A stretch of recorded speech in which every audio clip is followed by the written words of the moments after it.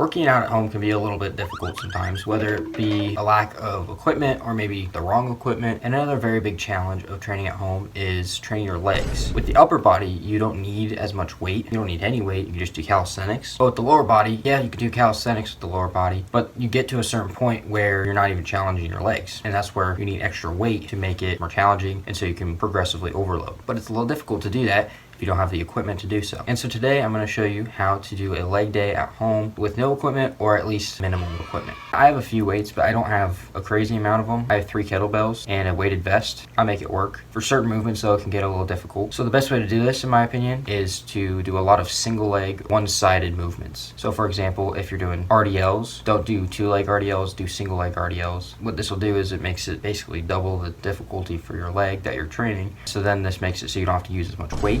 If you do need weight, there's a lot of things you can do to get around it. If you've got a backpack or a bag, a bucket, and you just find stuff around your house or apartment, you can just start filling up those things with random crap. At the end of this video, I'll also add a sample workout that you could borrow if you want. I'm going to give you a bunch of exercises throughout this video, and then you can make your own workout plan if you want.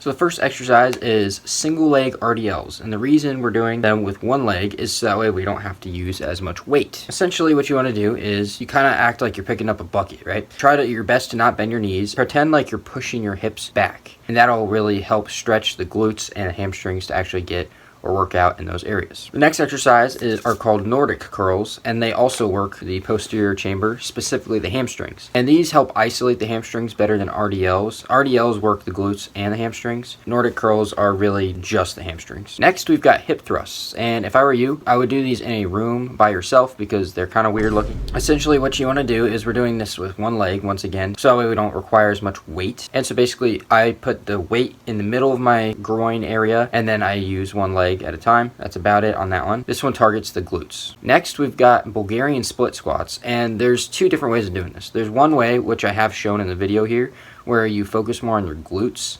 and essentially the way to do this is you push the front leg out further. But if you want to focus on the quads more, you can bring that front foot in towards you, so that way your knee goes over your foot more. Split squats are great for your legs just in general. You can focus once again on the glute part of it by pushing your front leg farther out forward, or you can bring it farther in and have your knees go over your toes more to focus on the quads.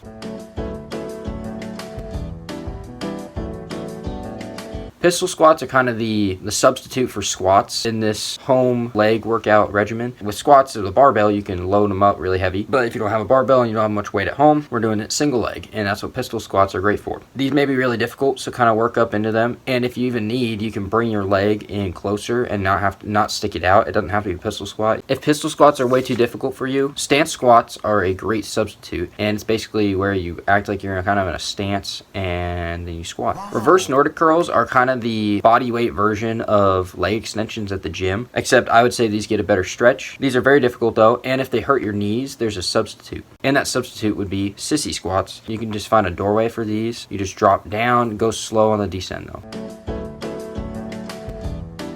To hit the adductors of the leg, side lunges are great because they stretch that part of the leg, and then you can contract them on the way back up. These are very easy to do, so you could probably load them up. Calf raises, as the name suggests, they hit the calves. All you need for this really is a staircase or a chair or a box, and then you just put your toes on the box, descend with your heel, go down slow, get a deep stretch, and then go back up. And this is also great for mobility and just health in general, but they can also help you get bigger calves. And last but not least, you've got the soleus calf raise, where you don't really need an elevated positioning. You can just use the floor because your knee is going to basically go over your toes, and then you're going to do a calf raise like normal.